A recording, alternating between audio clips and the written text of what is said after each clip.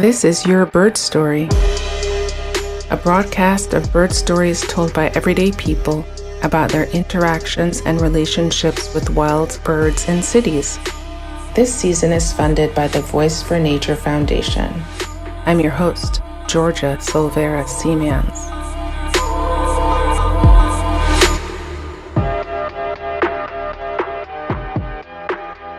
Hi everyone, welcome to another episode of Your Bird Story. I'm here today with Elijah Shiffer, and I want to say welcome, Elijah, and please introduce yourself to listeners. Well, thanks for having me. I'm Elijah. I'm a musician. I live in Washington Heights in Manhattan, and I play and write mostly jazz, and I do music inspired by birds. Oh, that's awesome. Washington Heights, have you lived there for a very long time? I've been here for about 2 years, and I was living in Brooklyn before. And when did you start writing music inspired by birds? Oh, well, I've been interested in birds my entire life, and I've been basically using them as inspiration for as long as I've been writing music, which I started when I was 9. It was also when I started playing saxophone, which is my main instrument. Okay. Now living in Washington Heights and previously Brooklyn, what's the bird soundscape like between these two parts of the city? Well, I'm thinking in larger terms than just the soundscape, but I would say it's similar at times. When I lived in Brooklyn, I was always close to Prospect Park. Now I don't have such easy access to larger parks, but I'm right by Riverside Park. I haven't really tried checking out like peak migration times over there, but there's some parks up here I really like, and I could go to Central Park pretty easily. So I'd say it's about the same. Okay, so you started with music at 9, and the saxophone is your primary instrument. Yeah. Why the sax? It's a little hard to like remember and explain, but I had started a few years earlier on piano, and parents took me to a local jazz teacher because I liked jazz, and his main instrument was sax, and it sort of got to me. He said I should start on it. And Yeah. that's how I started. There's something sort of having the sax be a wind instrument and then thinking of bird vocalizations. Very much. Yeah. How did you first think to write music based on bird vocalizations? Well, it kind of came naturally. I don't know how I would explain it, but I should mention that not all of my music inspired by birds is based directly on their vocalizations. Some of it actually comes from my impression of the birds, either as characters, some element of their behavior, or the feeling I get when I see them, or the feeling I get when I'm in the habitat where I see them. Are you able to give us a non-vocalization example? A couple of months ago, I released an album of music inspired by birds.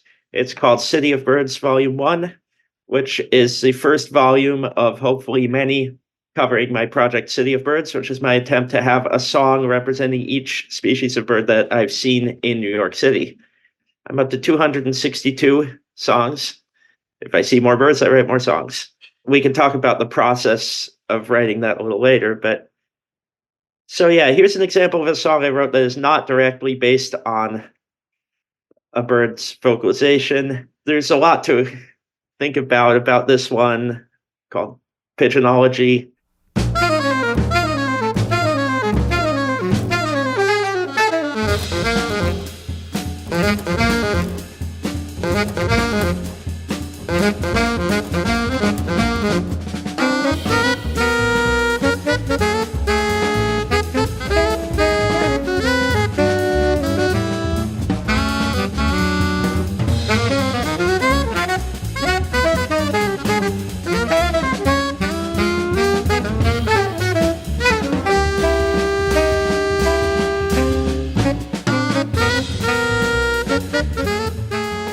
I was thinking of like sort of the rhythms of pigeons, like the way they walk or the way they fly, and also something to do with just how interesting they are.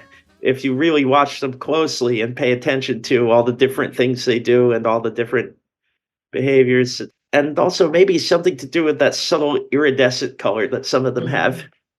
That I have to say is one of my favorite parts of the pigeon is, yeah, the iridescence that each one has in the throat and upper chest. And it's a little bit of like, bird magic. Yes, I would call myself very visual, and I'm always inspired by iridescence.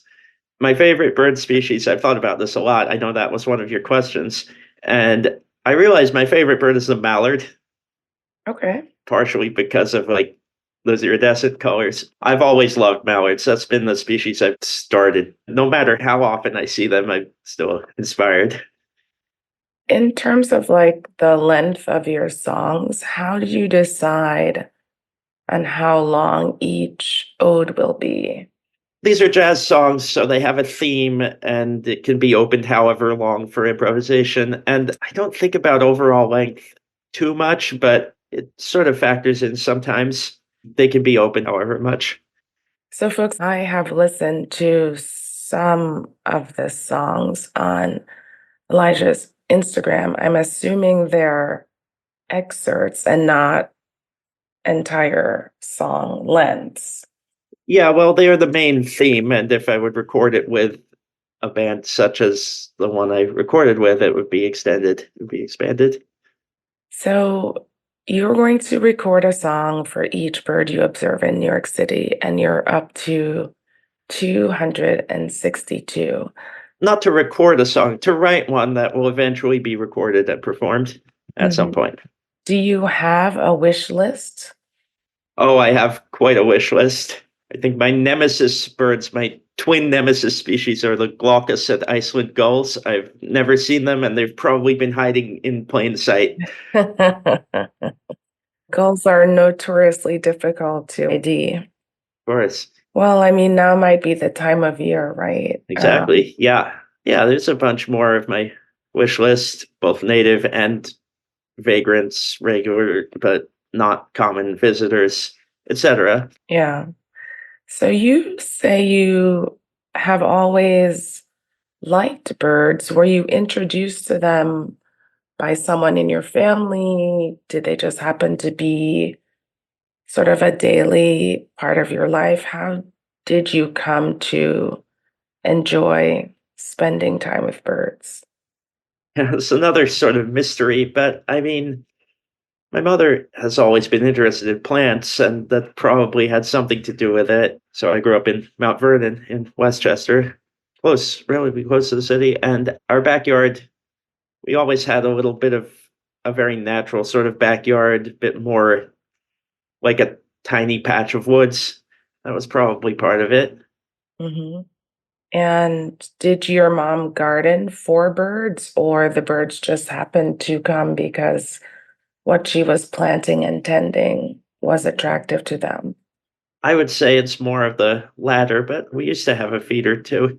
And yeah, it's part of it to some extent. Yeah. So where did the mallard come into play? Did you have a pond in your backyard? Well, we did have a tiny pond, not even big enough for one mallard, but Yeah. it just so happened that that was just what I latched onto. Yeah. And you've composed a song for the mallard. Yeah, I don't know when it would be performed or recorded. As a non-musician, what are some of the elements of that song? The mallard. I was thinking of the rhythm of their courtship display for that one, the way they sort of shake and do that weird little whistling sound. And I guess sort of the rhythm, what you feel of like the way a duck moves on the water, like the paddling, I guess you could say. From there, I guess I can talk a little about the process I've done to write this music and create this project. That would be great. I'm not sure if we've spoken to someone explicitly about birds and music. So you might be the first person. And I am a non-musician. And so if you can explain it to the non-musicians in the audience. Yeah, let's see. My connection to writing this music inspired by birds, it takes many different forms. I guess I can talk first about the music directly coming from birds' vocalizations. Sometimes it's as direct a transcription as I can make it. Other times it's more of a general gesture, like of direction.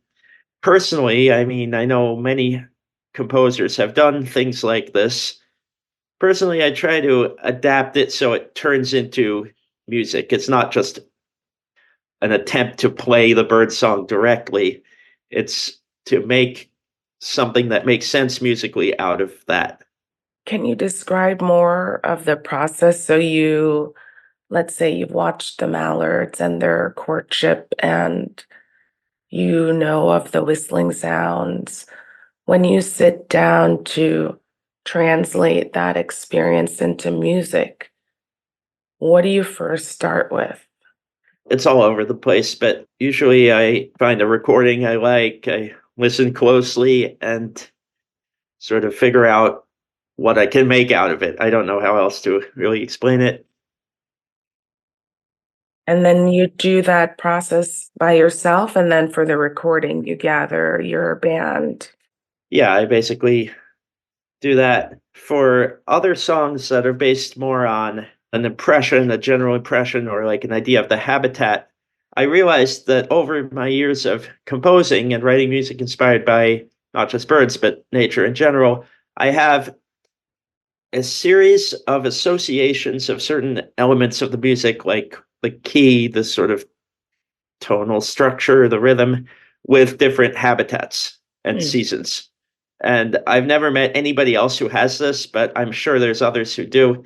But yeah, it gets really specific. For example, my salt marsh music is different from my freshwater marsh music. My summer salt marsh music is different from my winter salt marsh music. And so when I think of a species that I associate with a different season or habitat, because in creating this process, actually, this project, birds that have interesting sounds have generally taken priority that I use the sounds, but the ones that I would rather not do that, I can use these associations to create the music. Also, to get so far up to 262 songs, because I had this idea a couple of years ago, but it only really came into shape in the past year. I counted things I've done in the past. I had 19 or 17, around that many songs already done that I could use as part of this project. And then I just wrote a song a day starting January 1st of last year until I had as many as birds that I've seen in the city. That's how I did it. And doing this, which is I recommend for composers who happen to be listening, doing this song a day series actually changed the way I thought about composing because my plan is to go back eventually and edit some of the songs that may not quite be ready to perform or record yet. And so I divided the songs into a priority list and a B tier of almost ready and a C tier, which is needs more work. And basically, I want to perform and record everything in the priority list before I get to the others. And that's one of the reasons why my Mallard song is not on this volume one album, is because it's not quite in the priority list yet. Well, the mallard it seems like has such a special place in your sort of bird journey that it might sort of, you tell me, do you feel like it has to be perfect? Specifically, the Mallard, Yes. specifically my Mallard song. Maybe. I'm not entirely sure. Okay. I should also mention some songs that I think are not based on the bird's call. Then I listen back again, or like I go over it again and realize there is a subtle element of the bird's call in the piece that I was thinking about when I wrote it, but I decided to make not the priority. Mallard is one of those. There's one that's like that for the Cape May warbler, which I believe I will release on album volume 3. I have a lot of ideas planned out that I don't know when they will happen, but yeah, just subtle things about the project that I felt like I should mention. Yeah. I'm so curious to listen to tracks that are seasonal and habitat. So listening to salt marsh in winter and salt marsh in summer. I guess I would say I don't have directly those on this volume one album. I already have the idea of the breakout hit of volume two as my horned grebe song. That's going to be the baseline for Saltmarsh Winter. I would say track 7, Walking, Running, Open Wing, which is for the Tricolored Heron. That's a Salt Marsh song.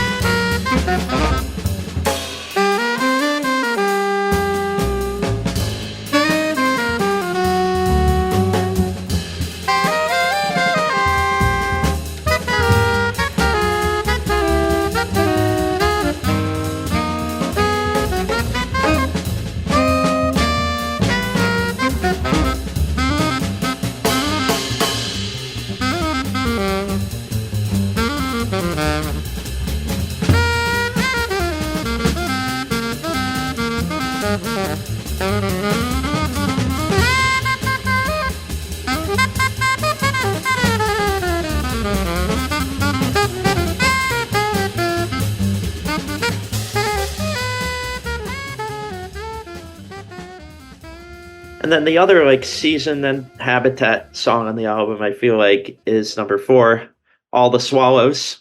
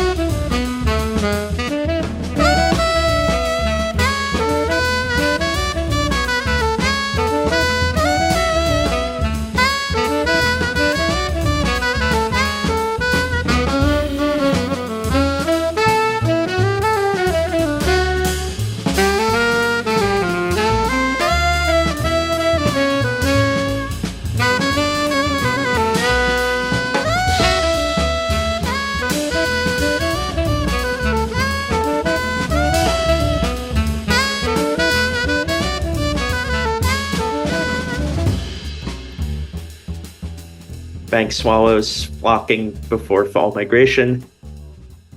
I haven't really seen that species gather in large flocks in New York City, but I'm taking a bit of poetic license. That one's inspired by a picture, actually, in this book from the 19th century by John Gould, Birds of the British Isles, I believe. The bank swallows found there too, and there's a great picture of a flock of bank swallows. And I just looked at the picture and I was like, I know what this sounds like. Okay. Sometimes I use voice memos on my phone to come up with ideas for these songs, come up with the basic idea somewhere. Sometimes inspiration may strike somewhere away from home or when I am birding. Yeah. And I just have to make a voice memo of like the theme of a particular bird. And I always find that pretty cool. Yeah, I am a big fan of voice memo myself. Sometimes it's easier to do than taking out my notebook. So you've mentioned musicians, and even in our conversation, you've spoken directly to composers. And I'm curious about influences. Who has influenced you in your composition work, whether specifically around birds or just in general? Oh, well, that's a very good question. I've had kind of all the influences. Some jazz composers that always inspire me, well, Duke Ellington, Charles Mingus, some more recent composers like Anthony Braxton. As far as composers who have also been influenced by birds, well, you can't ignore the music of, there's not so much jazz inspired by birds, but among classical music inspired by birds, you can't ignore the work of Olivier Messiaen. I'm not that influenced by Messiaen, or I was thinking about this, I'm not particularly influenced by other composers who are influenced by birds. I have my own ways of translating birdsong into music, and of course, others do similar processes, but I'm not generally thinking of other composers when I'm creating music out of birdsong. However, I do have little tricks, little things that when I'm writing a song inspired by a bird, the idea of a composer comes up too. So, for example, I have a song that it's been performed recently, actually, but not recorded yet. I did a song for the Monk Parakeet, Hmm. and as sort of a pun, but not really, because nothing is ever one-sided. I was thinking, what if I make this something in the style of Thelonious Monk? Because it's the Monk Parakeet. I realized this is another one with a very subtle imitation. I was listening to recordings of Monk Parakeets, and I was like, there's no way to actually turn this into a song, but there's something about it. But the way I feel like certain jazz pianists, particularly at composers like Thelonious Monk, have a certain rhythmic feel. Like there's a certain playfulness in the rhythmic feel that I think of anytime I think of parrots or parakeets, like the way they move very flexibly. Hmm. And yeah, there's some sort of connection in there. I look forward to listening to that one when it's done. I do love those parakeets at Greenwood Cemetery. Yeah, I finally went and saw them a few months ago. It's funny because I lived so close to Prospect Park when I lived in Brooklyn. I never felt the need to also check out Greenwood Cemetery, but I had to a few months ago when there was a Western kingbird seen Mm. there. And that was an interesting day. I saw a Western kingbird and also a great cormorant, which is Oh, also, there was also one hanging out in Greenwood Cemetery along one of the ponds. And there are very few places you can see both of those species in a day. yeah, I'm a big fan of Greenwood. Also recently discovered, and in the last couple of years, I've visited it so many times. It's just a pleasure every time I go. Let's talk more birds and maybe birds separate from music for a bit. I know that you lead bird walks, and clearly you know a lot about birds. When did you start leading bird walks? Do you do them independently? Do you work with a nonprofit?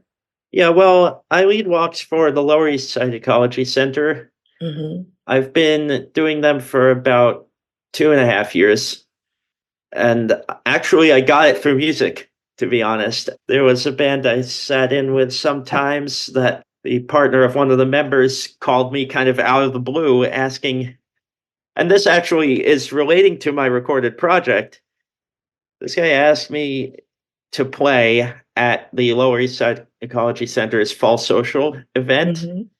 And I was like, this is the perfect opportunity to launch my project, or at least the band I do this project with. I didn't have the project in mind yet. When he called me, I told him how much into birds I was, and he said that they're looking for another guide because Loyan was leading for them at that time. And they said they're looking for more guides for bird walks, and that's how that happened. A few months ago, I started leading my own walks with a new group that I started, which is just all of my musician friends who have been interested when I told them I lead bird walks. And I've been trying to have more walks, but it's been hard scheduling everyone. But yeah, it's a new group that I call Avant Bird. I hope it goes places, and I hope there's other groups I can lead for soon. Great name, Avant Bird. Yes. So, of all these in the Lower East Side, separately with musician peers, do you have a favorite place? Yeah, well, I haven't led walks in a lot of places. I've led for both groups in Prospect Park, which is always great. And yeah, the Lower East Side group, I don't just lead in that area. I've done Jamaica Bay a few times, and I like to say Jamaica Bay is a venerable lady. I've been going there a very long time, and it's extra special. I don't have a favorite birding spot, but I like all wetlands. And I like you can find something special anywhere. But Yeah. yeah, I would say Jamaica Bay and also like Pelham Bay Park is another special one to me. But yeah, all the wetlands are great. So, for people who aren't familiar with the geography of New York City, can you kind of set the scene for where Pelham Bay Park is and where Jamaica Bay is? Yeah, well, Pelham Bay Park is on Long Island Sound in the east of the Bronx, and it's where Orchard Beach is, and then off of the beach there's an area. I'm not sure quite whether the term Hunter Island, whether that's like the whole area, but there's some nice trails that go out. There's a boardwalk through some salt marsh that goes out to a little rocky island, and it's good at any time of year. And I especially like it in winter because you get all the different ducks and waterfowl, other water birds. And then the spring, different marsh birds, shorebirds, and wading birds. There, at least there used to be in the winter, used to be good for wintering owls, such as short-eared and saw-whet owls. And there's still great horned owls breeding there. And I've seen bald eagles there. It's been kind of everything. I mean, I've been to Pelham Bay Park and the beach, Hunter Island, that little rocky outcrop. It's all really fantastic. The birds, the trees, the entire system. There's a lagoon there. I used to go canoeing with my parents, and it's a great way to see a lot of wading birds and shorebirds. Yeah. And then Jamaica Bay is quite far from Pelham Bay. Yeah, it's on the south shore of Queens, basically. Well, it's a very special place. It's got these two big ponds, and it's got all this history of habitat management, and it's got a lot of salt marsh too. And yeah, just every kind of wetland and water bird you can imagine. You can see it there. I went to the Shorebird Festival at Jamaica Bay last year. Actually, I led a Lower East Side Ecology Center walk that happened to be on the day of the Shorebird Festival, and there were some really nice presentations about the history of environmental stewardship there. Mm-hmm. So, Elijah, there are a lot of books about birds that have come out in the last many years, whether it's memoir or nonfiction. And I'm curious if you see your music as a form of storytelling about birds. Oh, very much. That is exactly what it is. Can you say more? It's sort of a general idea in music that a song should tell a story, and I just work that in with the inspiration. So sometimes more directly, we haven't talked about another process by which I compose that I use as inspiration is maybe a specific sighting, like the circumstances around a specific sighting, especially a particularly rare species or a vagrant, a rare visitor. Yeah, sometimes I just try to tell the story of seeing a particular bird. So there's another one on the album I want to talk about. It's called Sky Dance Over 6th Avenue.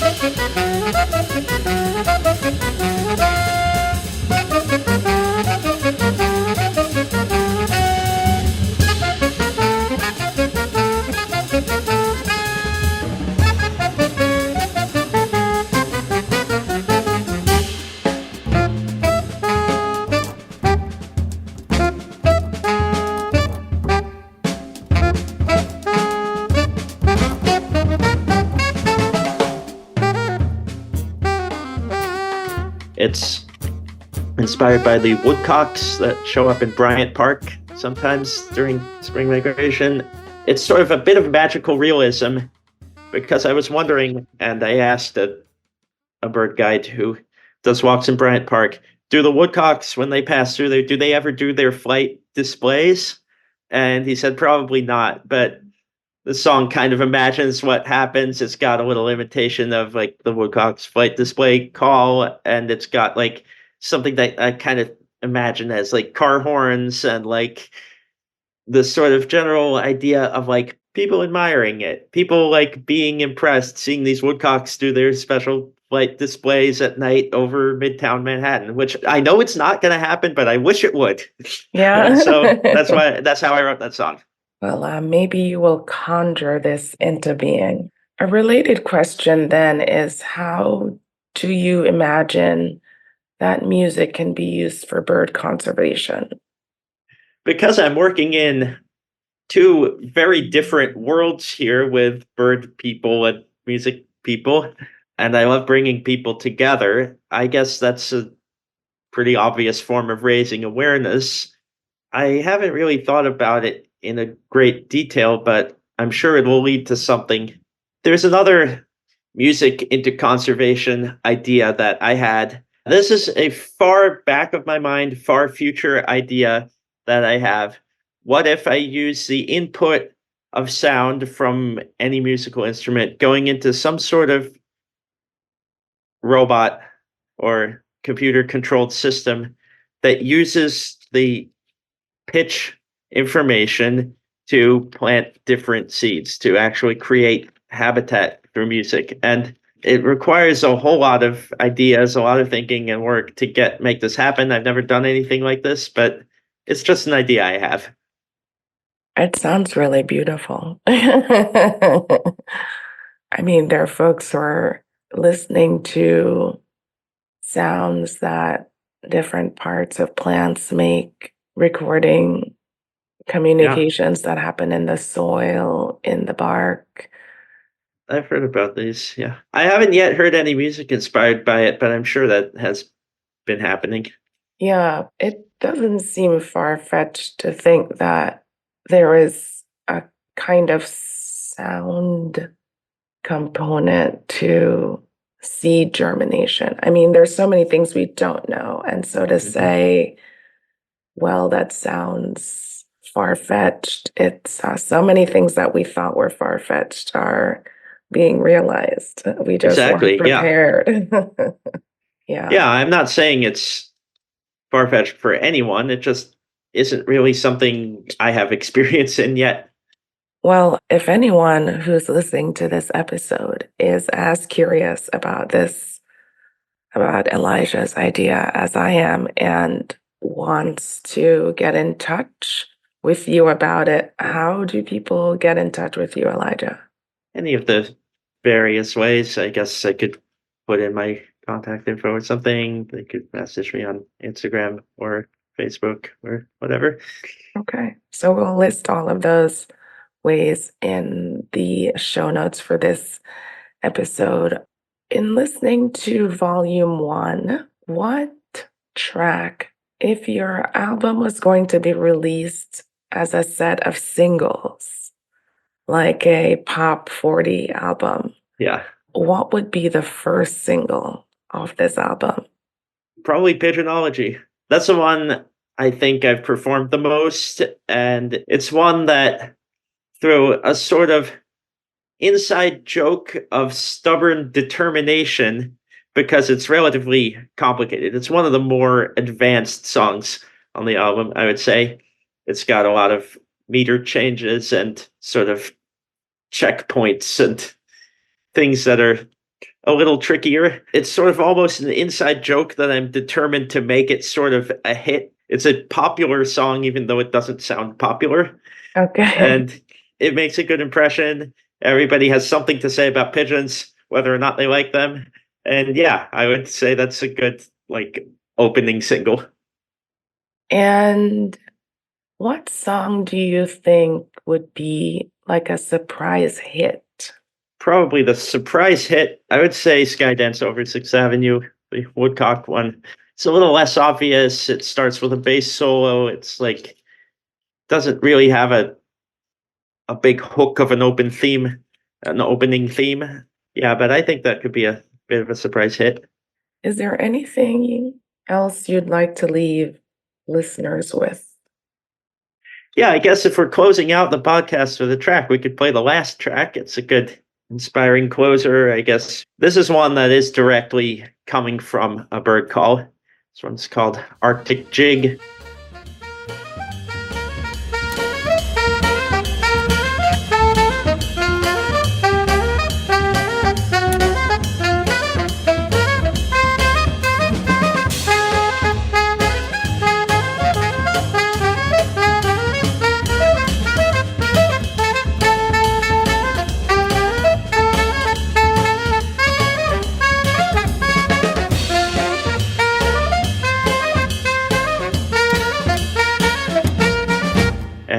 bird is the long-tailed duck, which migrates here in the winter from the Arctic.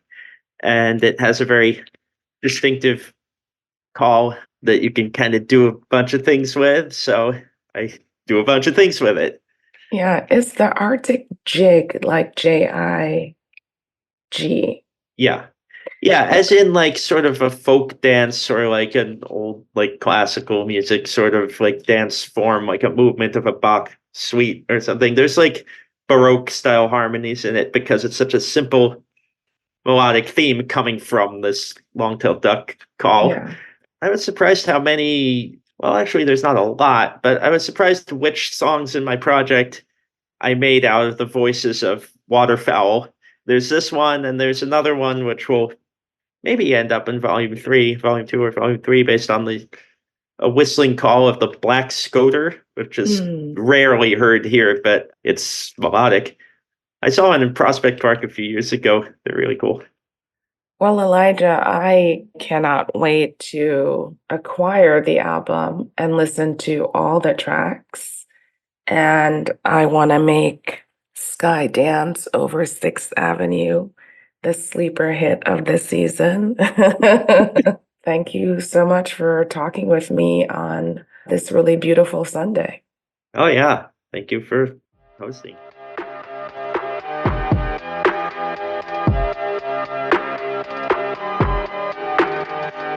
Thank you for tuning in to this episode of Your Bird Story. Like, share, subscribe, and we'll see you back here next month.